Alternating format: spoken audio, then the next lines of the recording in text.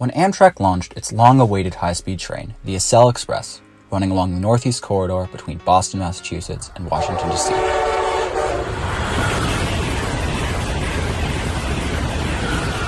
Amtrak claimed that the new service would revolutionize train travel, and that the Acela Express service would become a model for high-speed trains in the rest of the country.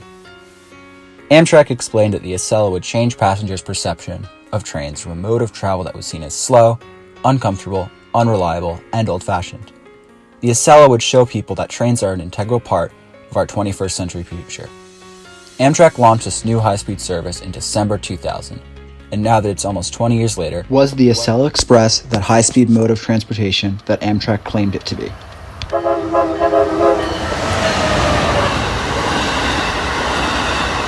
First, the seemingly most important question: was the Acela faster than the older trains it was meant to replace? To find out, let's do a direct comparison between the schedules of the Acela Express and those older trains. For example, look at this Amtrak timetable from January of 2000, just before the Acela entered service. We can see that a metroliner, the predecessor service to the Acela, left New York Penn Station at 3 o'clock p.m. and arrived into Washington 2 hours and 59 minutes later at 5:59 p.m. If we look at an Amtrak timetable from January of 2000, we can see that an Acela Express leaves New York Penn Station also at 3 o'clock p.m. and pulls into Washington Union Station 2 hours and 57 minutes later at 5:57 p.m. A whole 2 minutes earlier than the metroliner that came before it, stopping at the same stations. If we look at services between New York and Boston, we can see that in January of 2000, the Acela Regional Service, different from the Acela Express, leaves Boston South Station at 5 o'clock p.m. and it arrives in New York Penn Station 3 hours and 59 minutes later at 8:59 p.m., stopping at 9 stations. In a January 2020 Amtrak schedule, we can see that an Acela Express leaves Boston at 5:05 p.m., 5 minutes later than the regional, and arrives in New York 3 hours and 45 minutes later at 8:45 p.m. The Acela Express does make the trip 14 minutes faster, but it also only stops at 6 stations, 3 fewer than the Acela. The Acela Express does not seem to be that much faster than the trains it was replacing, especially when you consider that both the metroliner and Acela Regional are pulled by EMD AAM7 locomotives, built in 1978, with Amfleet coaches built in 1975. This equipment has a top speed of 125 miles per hour, compared to the 165 mile an hour top speed of the Acela. So then why is the Acela only 2 minutes faster between New York and Washington, and only 14 minutes faster between Boston and New York while stopping at fewer stations? The Acela should be about 25% faster than the older equipment, but between New York and Washington it is only 0.1% faster. And between New York and Boston, it does slightly better at 0.9% faster, but also skips 3 stops, so this number should be lower. So why is the Acela Express so slow, when speed was meant to be its main selling point?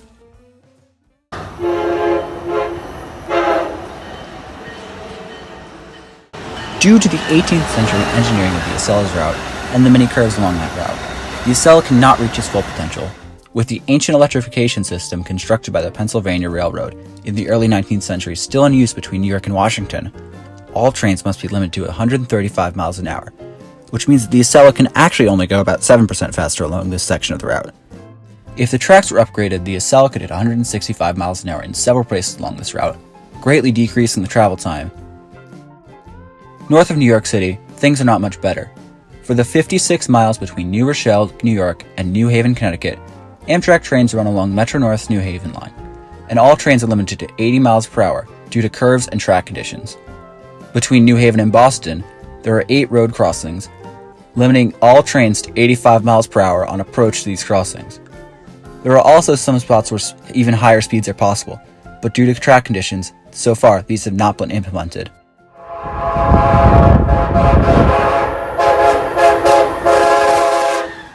The Acela Express was capable of running at high speeds, but the old track conditions and curves along its route are what hold it back. Many of these problems could be fixed by Amtrak, but it would take money that just doesn't exist. So is the Acela Express faster than the trains it replaced? No, but with investment, it definitely has the potential to be. The Acela is not faster than the trains it was meant to replace, but that doesn't make it a failure. And upon its debut, the Acela attracted a lot of press. Technologies launched and discarded tonight. Amtrak unveiled its new high-speed train between Washington and Boston. This gives the United States its first rail line similar to high-speed trains in Europe and Japan. Amtrak plans to run the train at 150 miles an hour for part of the way. It will cut an hour and a half off the trip from Boston to New York, and maybe another 30 minutes between New York and Washington. Regular passenger service begins next month. Ladies and gentlemen, please welcome America's first high-speed express train, Acela Express!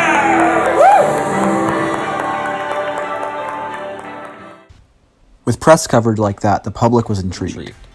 The Acela was often praised for its sleek and modern looks, as well as its comfortable experience. It was this publicity that caused passengers to try a ride on the new Acela Express service, seeing it as a more comfortable alternative to flying or driving, especially after the September 11th attacks, meant that fewer people were okay with flying.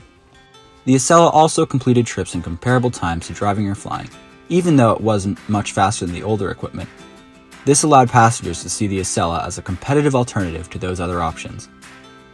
Those benefits, combined with the Acela's comfortable experience and downtown city connectivity, meant that for many it became their go-to travel in the Northeast. With the Acela having a better on-time performance than most airlines at 90% compared to the 80% of the airlines, it was also seen as a more reliable mode of travel. The numbers show the public's love for the Acela.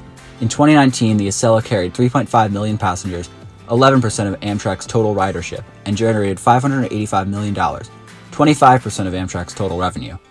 The Acela was actually so popular that overcrowding became a problem. Amtrak added more and more trains to the schedule to solve the problem until they ran out of trains to add.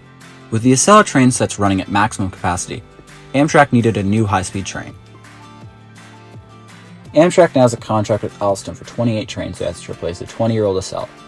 These train sets are meant to solve the capacity issues. The Acela Liberty, or Acela 2.0, has a top speed of 220 miles per hour, and it can tilt into turns even more than the Acela, allowing it to, in theory, go even faster.